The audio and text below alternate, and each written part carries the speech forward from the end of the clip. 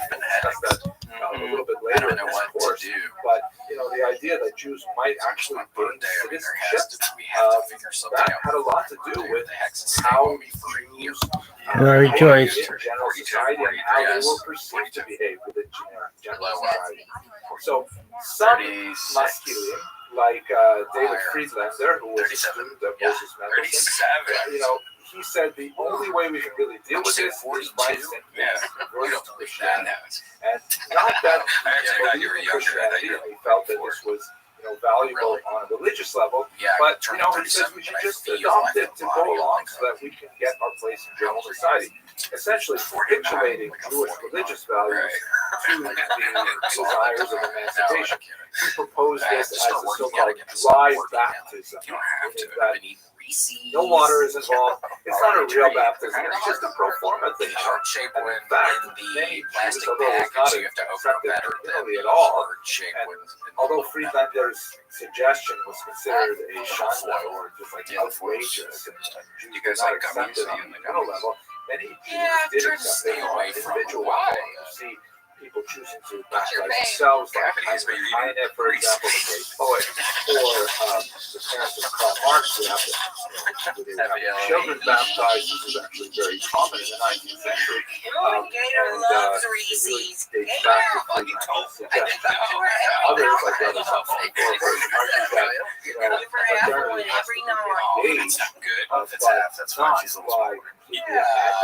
the whole dog side. So he argued for a sort of like a hybrid approach that would accept those elements of Christianity that were compatible with Judaism without sacrificing That's just like a tree. That's a rod. By the way, some felt that sounds about tree. What a guy. Coke zero. Way too gave up too much for the modern era. So sometimes it was like a little bit heavier. That's sweet. I've never thought of that. That's even worse than chocolate. These were the things that were happening in Western Europe. Eastern Europe was an entirely different story. Western Europe had a much smaller Jewish population, and the population was much more inclined to open to the ideas of modernity and so on. In Eastern Europe, Jews lived in greater numbers, really concentration, really with much greater endemic Jewish culture. So one of the big differences is that in Western Europe, particularly in Germany, the heavy lean towards assimilation. You don't necessarily find that in Eastern Europe, although there was more of an emphasis on acculturation, which is kind of like a softer word than assimilation, an adaptation to culture rather than a disappearance within culture. And some of the ways in which the Haskalah was expressed in the was, let's do you can make one now if you want to rather rifle one. than simply adopt the larger population. So rather than, let's say, abandoning Jewish languages to Russian or Ukrainian or Polish, let us instead develop Yiddish, which was at this time not a very advanced language, very, very limited literature, for example, so on, but let us promote Yiddish as a genuine language capable of expression of a wide spectrum of Jewish experience. That was a legitimately or scary. let us adopt a political orientation, such as Zionism, That's or actually Jewish showing me socialism, my as well. So the Haskalah in Western Europe may have been much more of a movement that emphasized, really abandonment of Jewish ideals and assimilation. Eastern Europe was much more adaptation of Jewish ideals to different movements, not necessarily religious. Some of the most interesting examples are people like Joseph Pearl, big opponent, by the way, of the Hasidic movement, Let's go top left. who also argued that, what we should do is we should advance our educational system. And we should include much more secular studies within the educational environment. Something that provokes hostility from many other Hundreds of years away.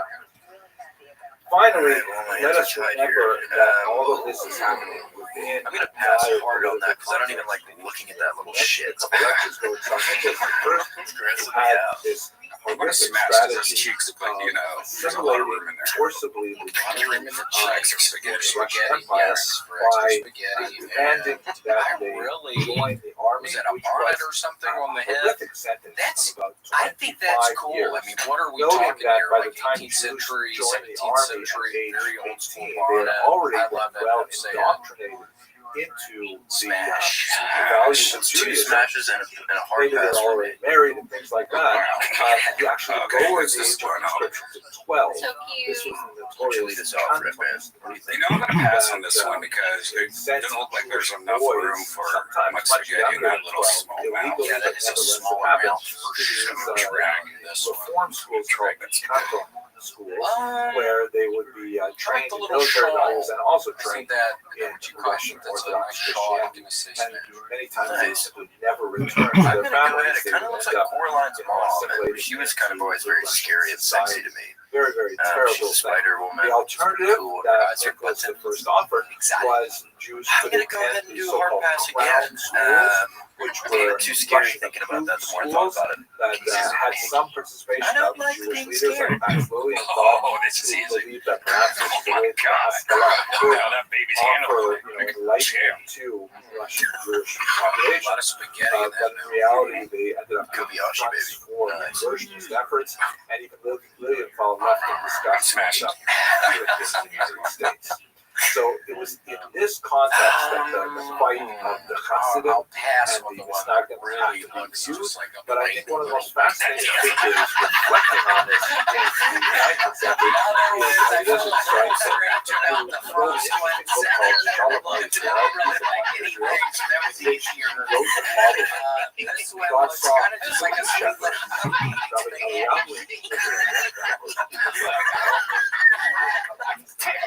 to safeguard the Torah, to purify its scholars, and to oversee its logic and its There was a logical explanation for that. Hasidim Volhynia, martial devotion to fan the embers Now, of here's where I start getting a little sweaty. with their Yeah. ideals of the day Scary. It's like something from Rec 1 and Rec 2. And finally, the great sage of our people, Moses ben Menachem in Germany, that's Moses Mendelssohn, son of Misnagdim, who of course was himself observant, What are you thinking, Grant? and called him to place the cradle of enlightenment in the lap of religion. Now, of course, not everyone would agree with the views of Rabbi Rothschild. It's a fun game.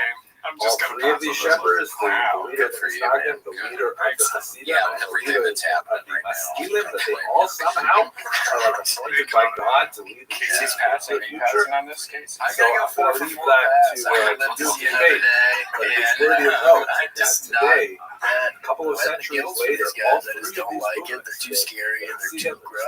Misnagdim, Scary. and Maskilim, I did send continue 2 to photos. exert You can send to Grant. I think I found a little lady for you. identity. It's a picture of us being They used to exist with each other, kind of a dynamic tension to tease out. I'll pass on this one. I don't like how the spaghetti's still on the Okay, I hope you Yeah, I don't enjoyed have this to pass it lecture. to I had fun thinking about it, talking about it with you.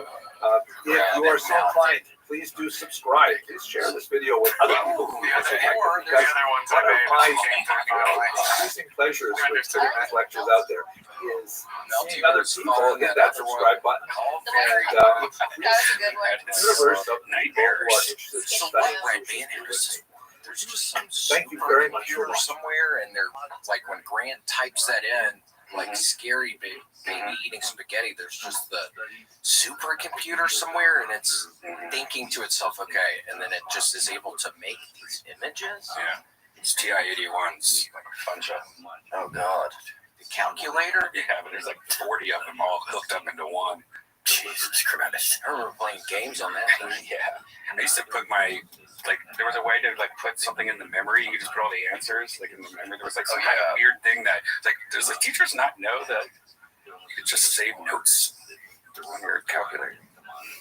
I remember there was a point in time in Tennessee where there were a couple of tests where I would write everything down really tiny, and then I'd put the thing, and I shouldn't be admitting to thievery and cheating right now, but I'd put it in my pocket, I'd wear shorts, and I'd put it right down here, and I'd be able to look down there.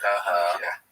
I used to be Such a rush, just cheating on fucking tests that I don't give a shit about. Talk about a rush.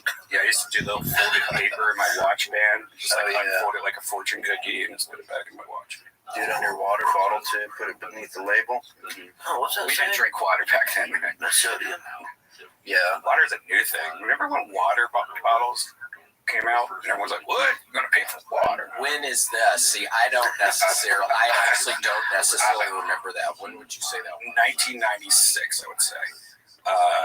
Grant, did you get those photos for Casey?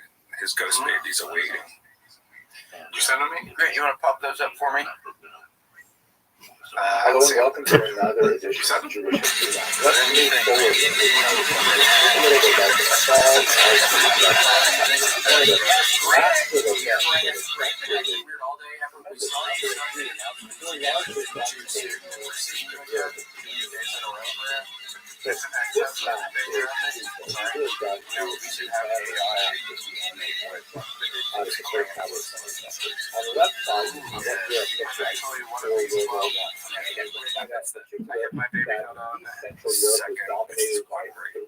large empires. The West, the Russian Empire, was made up of many different nationalities, but all under the Tsar Nicholas II. And then Germany, which dominated the Baltic coast, and below it, Austria-Hungary, also a very important state that was actually a dual monarchy.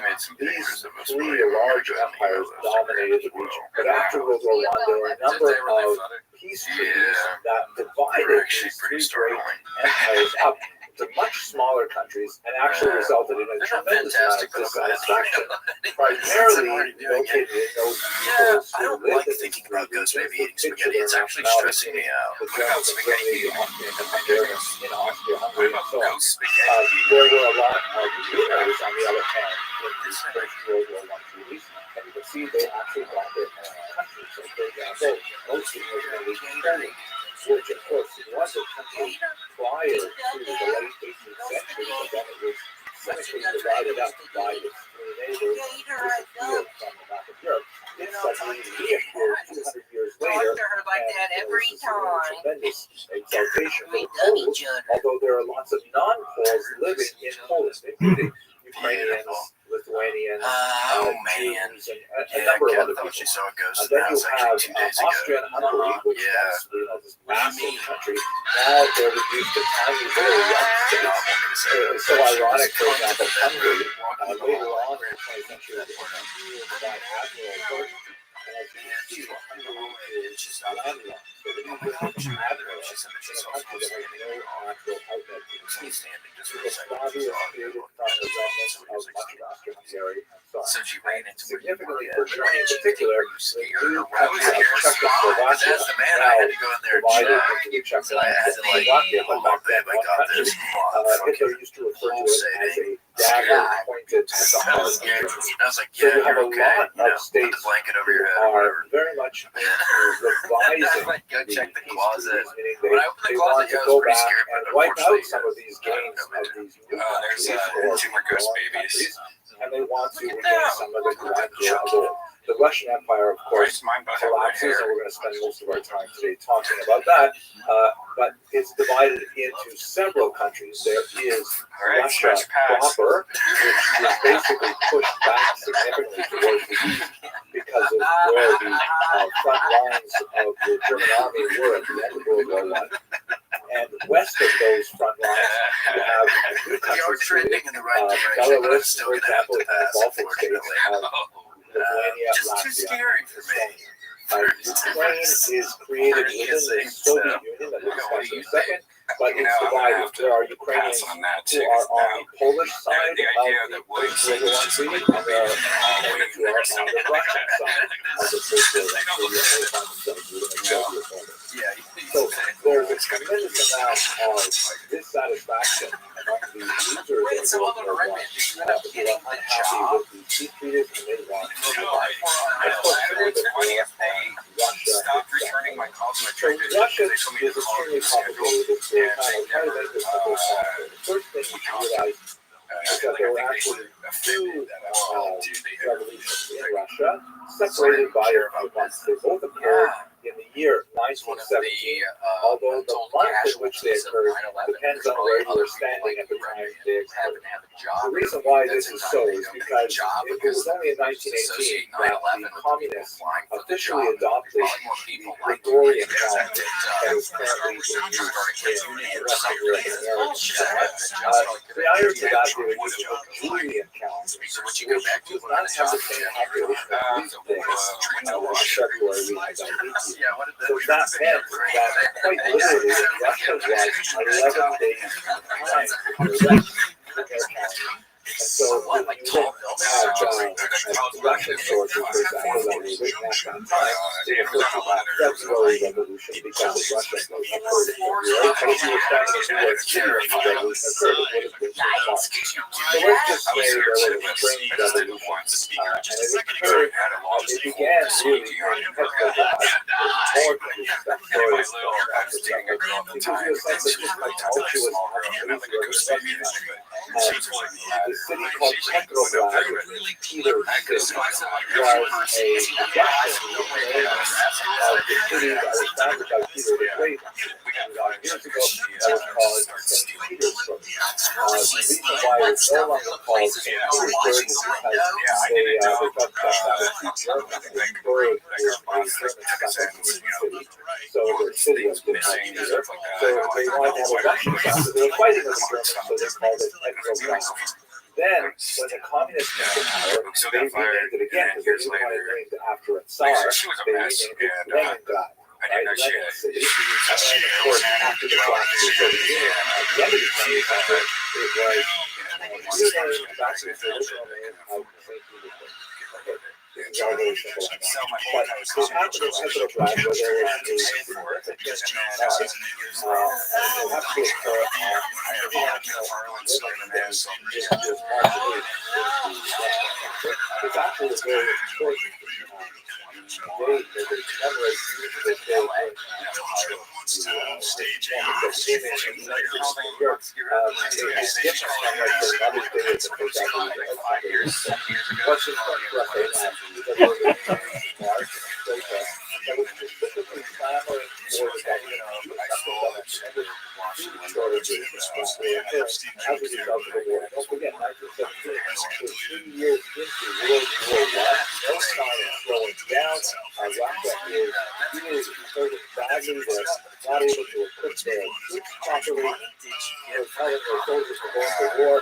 And because they don't have enough bullets, they say, use your bayonet bullets, right? Like, you imagine, you don't have to use your rifle, and you can't fire, you have to use your bayonet, because they're supposed to, but they have machine guns, things like that, so it looks like Spider-Man. So there's this protest in Petrograd, and according to some news accounts, a woman of the Brits threw into a bakery window.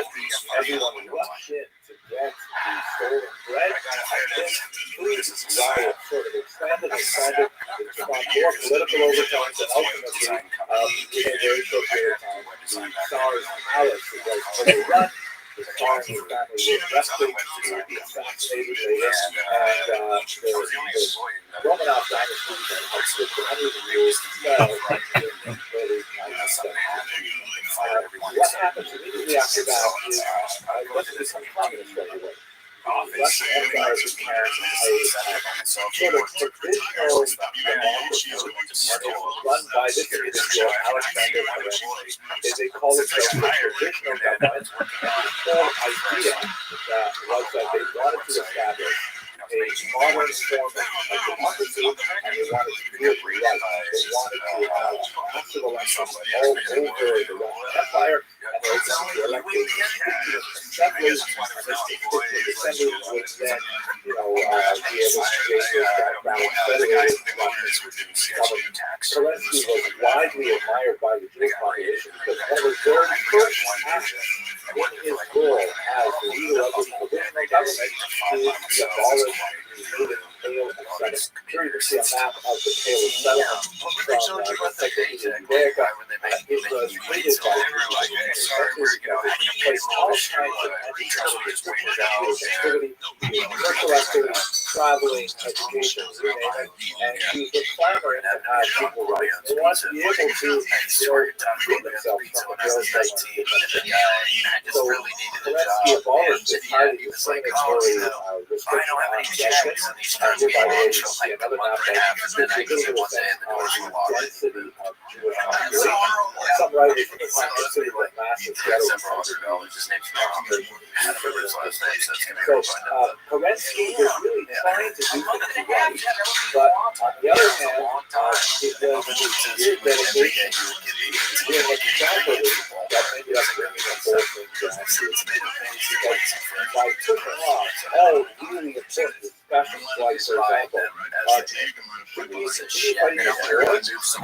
what are we going to do about land reallocation, and what about all these peasants and their demands, and what about the urban workers and so on? And they basically couldn't do anything until they had the Constituent Assembly, and by constantly pushing it off until that time when it could be properly constituted, the communists were able to take advantage and ultimately undermine Kerensky's efforts. The genius behind all of it was Lenin, who was really quite a destabilizing force in Russia during those months between the first revolution in February, March, and the second revolution, the communist revolution of October, November 1917.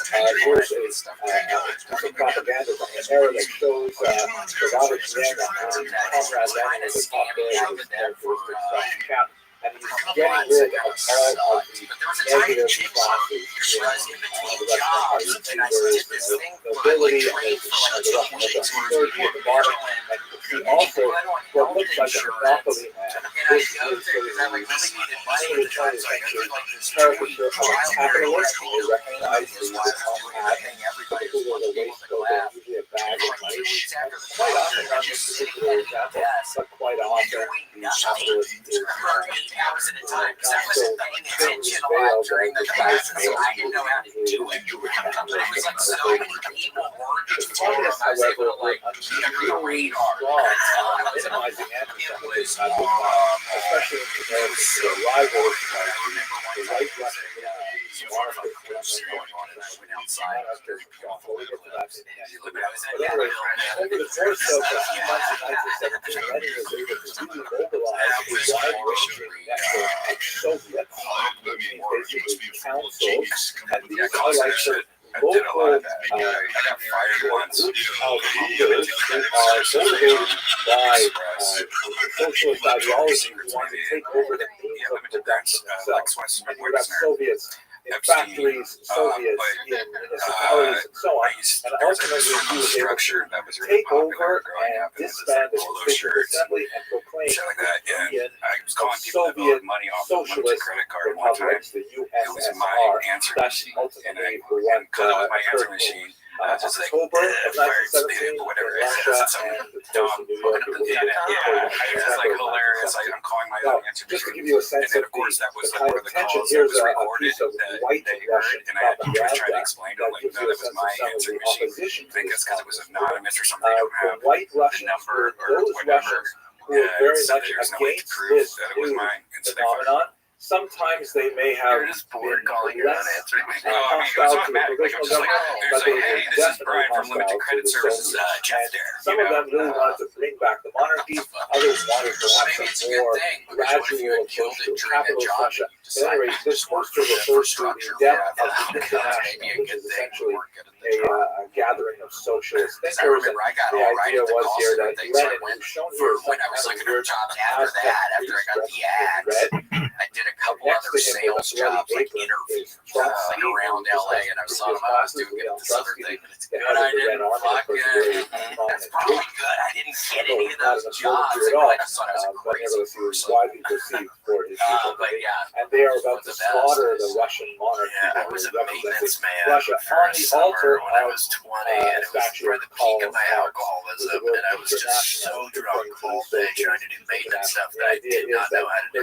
So it was like a lot of electrical work that I had literally arrayed around him with so I was just sneaking, like I used to drink these things called bootleggers, and they were like 4 locos, but they were in small glass bottles, so you could just have them in your pocket. There's like all of I was just like drinking bootleggers at 10 in the morning, like trying to do like complex electrical work. I didn't get electric yet. It was like $6.50 an hour. There was some loophole where that was below minimum wage, and they were like, it's okay. He's also got tails. He's also got forelocks there to indicate he, like many communist Jews of that era, had jettisoned But again, the Casey, Jewish it's good you identity didn't excel at being the electrician or a maintenance guy. And he's holding onto a bag, which, as you can see, has the number 30 on it. Now, not positive, but I think what this is referring to is the 30 pieces going all the weddings, fucking eating all the Judas food. accepted to betray Jesus. So there's kind of like an overlay here of the betrayal theme that goes back to really, really old anti-Semitic tropes. A bear came out one time. I was in the mountains of Colorado, and a bear At came. any rate, I was out serving people little fall sandwiches or whatever the fuck, and somebody's like, the Russian Empire, there was some those bear, and everybody ran regions inside. that are dominated by Russian cities like It was a Moscow beautiful location. It was like these beautiful locations. and this will tip the entire region into a massive civil war. Yeah, no, like fucking threw the plate I was using with like a frisbee at it. It was able to scare them. Yeah, no, everybody was real excited for me after. Yeah, everybody was like so excited for me because normally I don't save stuff like that. Yeah, my gosh, it was good. That was going to get worse too. Yeah, my other married new Janice is getting married at Olive Garden. Really? Yeah. Oh, that's cool. Y'all renting it, as long as y'all rent it out and there's nobody in the Olive Garden, I think that would be fun. No, what I'm gonna do is try to find a Olive Garden like that has closed down that's still, just an empty building, and just rent that from the people that are trying to rent it. I'm sure they're like, it's just gonna get Hello and torn down. welcome to another installment of the Jewish History Lab. I'd like to pick up where we left off yesterday. No, I just think it would be hilarious to make it like look like an Olive Garden, like go all in and then have like all like the cruise guys dressed up like as Wendy's characters, and all the girls are dressed up as hot dogs.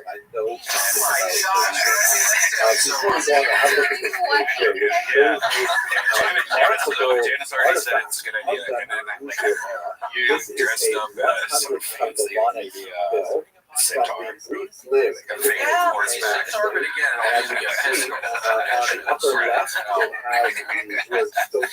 Centaur, maybe Dracula, fabulous cowboy. Fabulous cowboys always fabulous cowboy.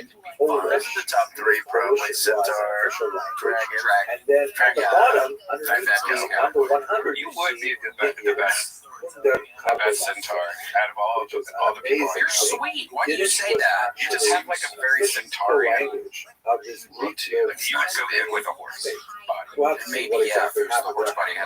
The reason why I mentioned I actually know something about this is because this was the topic of my PhD dissertation.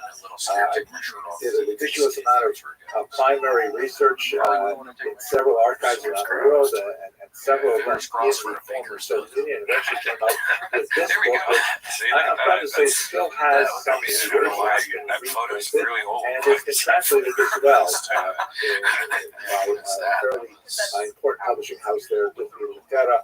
And so if you're curious, you can get it. You don't want to think that. No, it reminds me of when you used to, what I focused on parents was made you this shave your head unusual every time period you of go. time in which there was a long hair. remarkable Guys, I was rapprochement watching somebody that text is something, coming and together one of the kill Tonys during the of pandemic when it populations was that at had the lived Geno in a guys' kind of, place. And it was just ridiculous. difficult Some symbiosis for crowds a very long time. yeah, you got it. I said, fuck, weird times. What was I even saying? Something I want to watch an hour ago. What am I saying here? Who's making me laugh? What? Silent. There's no audience. Right. It's like watching the band laughing. Who's that for? Oh my god. That's hilarious. Yeah, it was at the studio place for a while when it was like people were looting down there.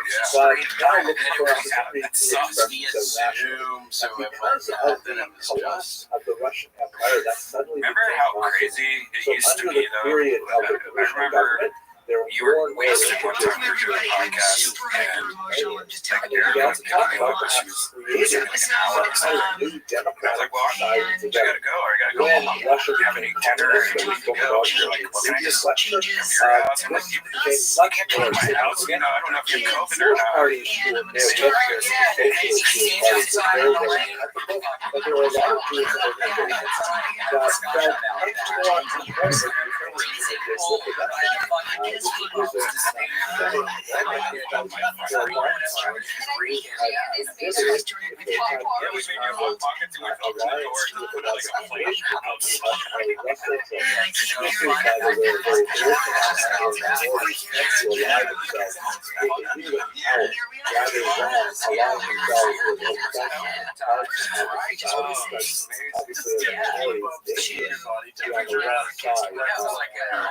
Rainy day in LA.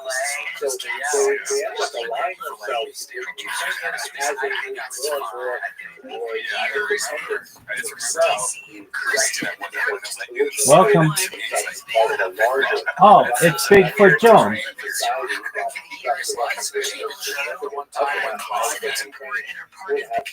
How you living, pimp?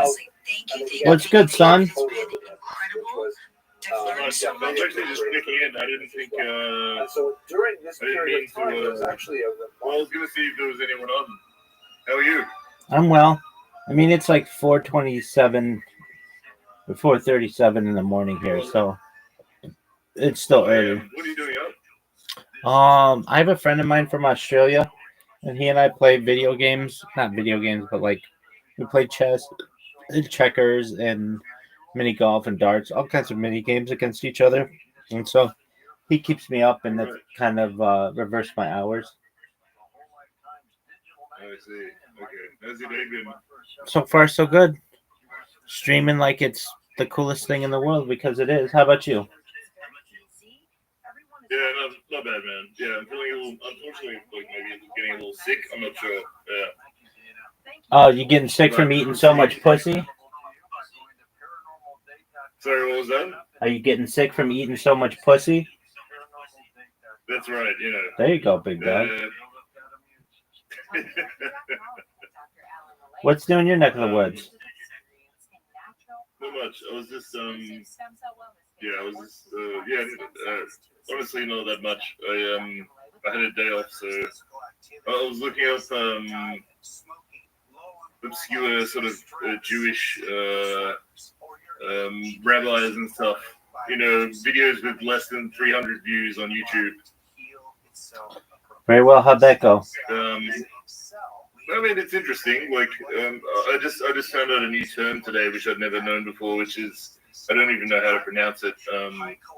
Sadikim Nistarim.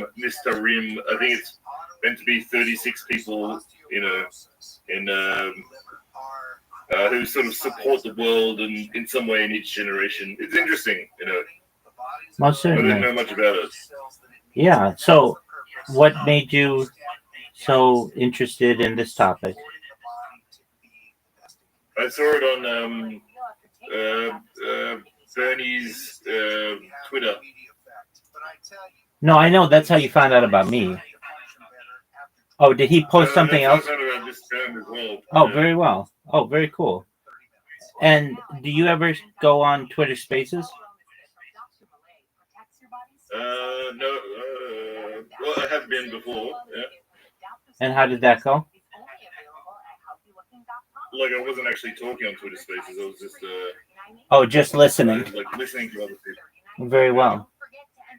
What are your favorite topics? Look, I mean, that's a really good question. We couldn't actually tell you.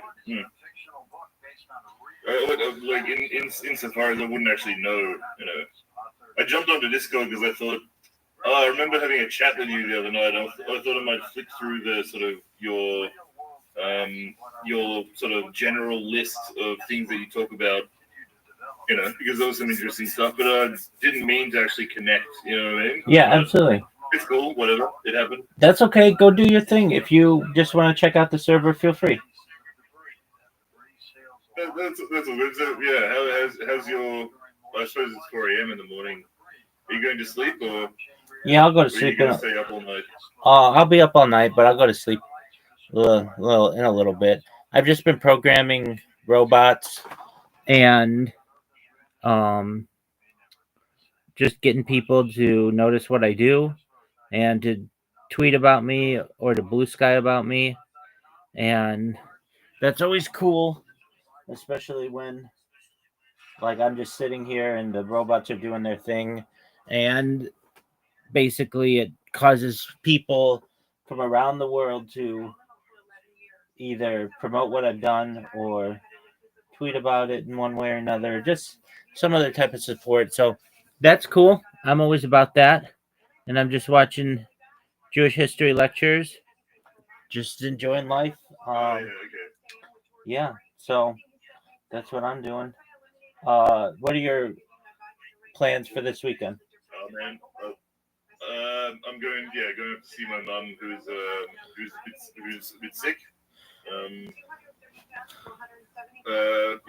Has a few issues with her back and stuff, so she needs someone to be there on the weekend when her care is not there. So Okay. That's what I'm doing this weekend. Very well. And so you're like somewhat of a caretaker to her when you need to be? Yeah, I mean, she's getting much better now, so it's like, in many ways, I kind of, in many ways, I don't need to, but, I'm in a routine now. It's winter in Australia, so frankly, there's not exactly a great deal to do anyway, so. Word. What about you? What are you doing this weekend? Oh, I'll be streaming. I may go on a walk each day just to get outside. Weather's been nice and it's nice and warm. I probably nothing too major. Maybe do some laundry, do some shopping online, and get groceries and stuff. That's really what I've got on the agenda. Nothing too exciting, but then again, it is a little different. And I have some friends of mine who returned from some personal issues or so, and they're from India, and they come in, and we play just about every single day. So I've been playing a lot of games with people, frankly. Every person who comes in, if we play games together, they're like, "Oh, you want to play? Yeah, we'll play." And so I've got a friend of mine who every night she comes in before she goes to bed, and she and I play. I've got a friend in Canada. He and I just picked up a new game. It's known as Carom. If you've ever heard of it, it's basically like shuffleboard. It's like a Middle Eastern game. Another game that we've been playing. It's the oldest. I play this with my friend from Australia. It's the oldest. How do I want to say this? The oldest board game, family of games in the world. It's known as Mancala. Have you ever heard of this? No. Well, keep going. It was played in Egypt, like under the Egyptian civilization, and it's played in Africa and the Middle East, and hasn't gotten too popular in Western society until recently. So it is something that we've been playing. We've just kind of been playing like more obscure games just to learn more about them, and they're fun. And and then we play. Have you ever heard of the role game of before? You are. I know the city, but no, tell me about it. I mean, it's something that I've never played. I've only read about it.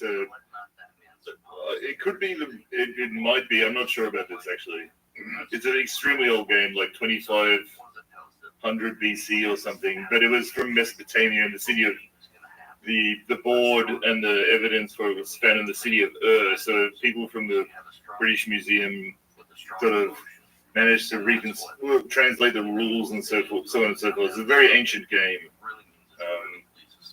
It's very good. It's I believe it's called it's UR. Yeah, I see it. The role game of. It's got a Wikipedia. Yeah. I'll have to check it out. Thank you. I appreciate it. I'm going to play this probably a little later today. It's very like I find like personally that whole region and sort of era is quite fascinating. I'm quite obsessed with it. Yeah, definitely. It's quite interesting that we sometimes have people who are living their normal lives, not recognizing that there's an entire archived civilization beneath their feet until someday someone starts digging a well or starts farming or does something and uncovers an entire civilization we didn't even know existed. Yeah, 100%. Well, anyway, let's get going. I have many more questions, so we'll pop back. Please That's do. why I came to. What I was looking at is your list of emerging technology topics, which I was reading the other night, but I wanted to sort of refamiliarize myself on. But maybe next time we'll talk about that. Sounds great. You pick a few of them, and we'll talk at length. Take care, my friend. Yeah, you too, man. Take care. Peace, buddy. Bye-bye. Bye-bye. Effervescence of a new spirit of cooperation between Ukrainians and Jews, and it was extremely important because the Jews were, quite a significant population. Here's a map taken from the research of my PhD supervisor, Dr. Paul Robert Magachi, who's one of the great world experts of Ukrainian history. And you can see here the tremendous concentration of Jews, where in much of Ukrainian ethno-linguistic territory, shown with the blue border, Jews constitute more than 15% of the population. That's particularly true in so-called right bank Ukraine, because they're on the right bank of the Dnieper River, which flows from north to south. Very, very heavy Jewish populations there. And so this idea of a connection between Ukrainians and Jews was very much appreciated by at least the urban literate Jews, perhaps less so by the wider population, but nevertheless, there was a certain amount of general enthusiasm. But, this is a chaotic time. Remember, this is all happening at the very end of World War I. There are German troops that are demobilizing, frequently without support from Germany. They're selling their arms and trying to make their way home on their own. There's a civil war brewing to the north, with Russia going communist and Ukraine not going communist. There are bands of anarchists that are wandering free, and there's no state power of any authority that actually can control any of this. Of course, it would explode into a bloody period of civil war and violence. But before that, let's just look at this document, which gives you a sense of how tenuous this rapprochement between Ukrainians and Jews were. This is a document that I found in the archives, typical of hundreds and hundreds of documents from this period here. And it's actually a document related to a particular Jewish community. And you can see that it is written in Ukrainian. That's the Slavic Cyrillic alphabet on the left of the page. But the typewriter that was used to write it was a Russian typewriter. And so there are certain, half a dozen odd letters in the Ukrainian alphabet that the Russians do not have. And so whenever they had the letter I, which you can see in the first line of text there, the typist had to actually leave a blank space, and then afterwards actually physically write in longhand a letter I, because the typewriter wouldn't tolerate Ukrainian. That gives you a sense of that. And by the way, for those of you who were born after, let's say, 1985, typewriters are kind of like word processors, except that you can't go back and delete things. You have to write it exactly the way it turns out the first time, and then make it into a hard copy. Actually, it becomes a hard copy as you do it. And well, I'm not going to explain to you technology. It is kind of weird. And then on the right, you see they've added in the Yiddish translation of the same document. Of course, there's no Yiddish typewriter, so the whole thing has to be written in by hand. But it just gives you a sense of how, you know, they were trying to piece these things together without the right equipment, even to type up their orders. But nevertheless, it has certain kind of youthful exuberance that in many ways was made the period, you know, emblematic of the best that could have happened. Unfortunately, it all collapsed in terrible, terrible violence, primarily because of the pogroms that were especially bad in the year 1919. Now, there are many, many forces who were active in Ukrainian ethno-linguistic territory that were guilty of perpetrating pogroms. The White Russians, who we talked about in the previous lecture, who were monarchist, anti-communist Russians who wanted to, you know, either restore the Tsar if possible, or if not, at least go back to some kind of provisional government, but certainly not the communists. They engaged in very brutal attacks on Jews. There are a number of foreign armies. A Polish army was there.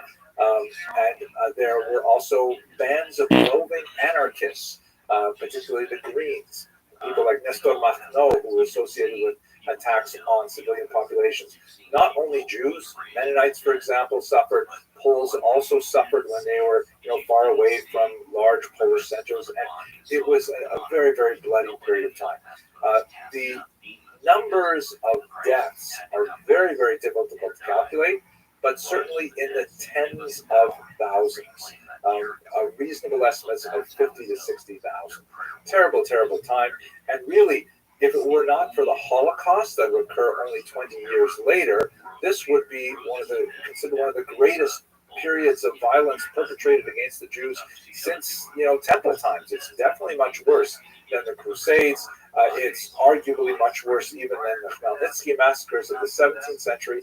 And nevertheless, because the Holocaust and its much greater violence so deeply overshadowed this period, we tend to forget about it.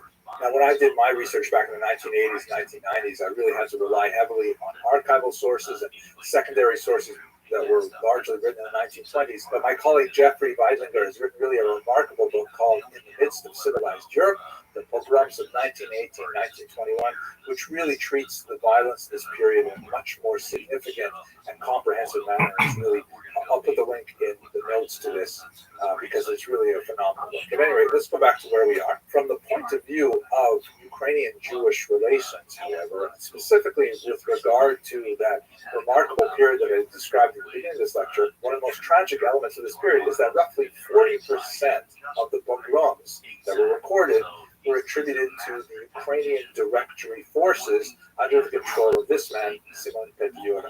Now, we have to place this into a lot of context. Simon Petyura was a former journalist who early on in his career had actually exhibited some significant philo-Semitic tendencies. He had written some positive things about Jews in his work and so on. But as the leader of this very tenuous Ukrainian political movement, which could claim maybe 100,000 troops at its disposal at the beginning of 1919, found himself beleaguered and under tremendous attack by forces from all sides. Not only the Soviets, but also the Whites, the Greens, and so on. And his government at one point was literally reduced to operating out of train cars, moving from station to station in a triangle towards the western part of the region. And his troops rapidly diminished from 100,000 down to 16,000 within the space of a few months as they largely deserted the Ukrainian cause. But nevertheless, there was a period of time, particularly in the spring of 1919, in which there were a lot of pogroms happening, and Petyura did not act forcefully and demonstrably to end that violence against Jews. Later, towards the summer, he would issue some very strong condemnations of violence against Jews and so on. Many critics feel that these later statements were largely created for public consumption to try and bolster the flagging fortunes of the Ukrainian movement. But unlike the Soviets, who were much more effective in controlling the violence directed against Jews, Simon Pedura was rather silent for a period of several key weeks in the spring of 1919, for which many scholars, myself included, hold that he has a degree of responsibility for that violence. What ultimately happens is the Jews, who are beleaguered and attacked on all sides by many of these forces and many locations are actually compromised several times, they recognize that the Jewish Red Army leader, Leon Trotsky, is being much more effective in controlling his groups, that the Red Army is associated, not 100% completely, but nevertheless associated with protecting Jewish communities. And so there is a surge of support in 1919 for the Communist movement in general and for the Red Army in particular. So much so that the Red Army had to set up special training programs for these Yiddish-speaking youth. Some of them literally piling out of yeshivas in order to pick up a gun that they never touched one before in their life, in order to defend their communities, and they do so under the banner of communism. We'll continue with what happens to these people in the next lecture, but for now, let us just jump ahead a little bit to 1926. The Ukrainian movement, of course, failed with the Russian onslaught, and with the exception of the part of Ukrainian ethno-linguistic territory that was absorbed by Hitler Poland, most Ukrainians find themselves now as part of the Ukrainian Soviet Socialist Republic, dominated by Moscow. Pedura and some of his close associates flee, and they make their way to Paris, where one day, walking out of a cafe, Mr. Pedura runs into an unfamiliar figure named Charlotte Schwarzbard, shown here in this photograph on his back. Schwarzbard is in Paris. Says to he's at Mr. Pedura, and Pedura says leave, and Schwarzbard pulls out a revolver and shoots him dead on the spot. He is immediately arrested, and he's taken to trial for assassinating someone right there on the streets of Paris. But his defense attorneys are mobilized by a fascinating and ultimately successful defense. They claim that Schwarzbard was acting out of revenge for the pogroms that occurred under Pedura's watch in Ukraine. And the trial, ostensibly of a man who shot another man in cold blood on the street of Paris, ultimately became a trial about Pedura's guilt or innocence in the early periods of this fledgling Ukrainian state. The French jury, perhaps smarting from the embarrassment of his life was there 30 years earlier, ultimately rendered verdict in favor of Schwarzbard, ordering him to pay £1 franc in damages, very insulting to Pedura's widow, and allowed him to go free. This was like a huge victory for Jews around the world who regarded Schwarzbard as an avenger of the massacre of the pogroms. According to my research, and I invite you to look at my book if you details the argument, it's very difficult to understand Pedura as, let's say, an architect of the pogrom, some kind of proto-Hitler. That doesn't seem to be an appropriate description of his responsibility at all. At the same time, there was that period of several weeks when he could have at least made a statement, but I would argue that perhaps he refrained from doing so because he had no way of controlling his troops. He had no resources even to provide for them, to feed them, and so on. And if he were to limit their violent activities, he might lose them even faster than he ultimately ended up losing them. Ultimately, he was losing the entire country as well. But that, I think, is probably a more reasonable assessment of his personal responsibility. At any rate, we will have to continue this discussion with Jews in the now communist Ukraine and the rest of the USSR. Thank you very much. It has been incredible. I've learned so much. We've all shared so much. We've been through so many life events together. But I also want to say, you know, when a housewife leaves a show, what do they always say, honey? Great things coming. Stay tuned. Stay tuned. That's the big thing. We always hear stay tuned, and then nothing ever happens. So I do want to say, I am very sad that my time here at Podcast One is over, and we've really had a beautiful decade together, truly. I am not ending my podcasting journey here. Very impressive. Yeah, look at us now, dude. BTS are built. Chin's one of the owners of Thick Boy Studio. Look at us. They're the stockholders.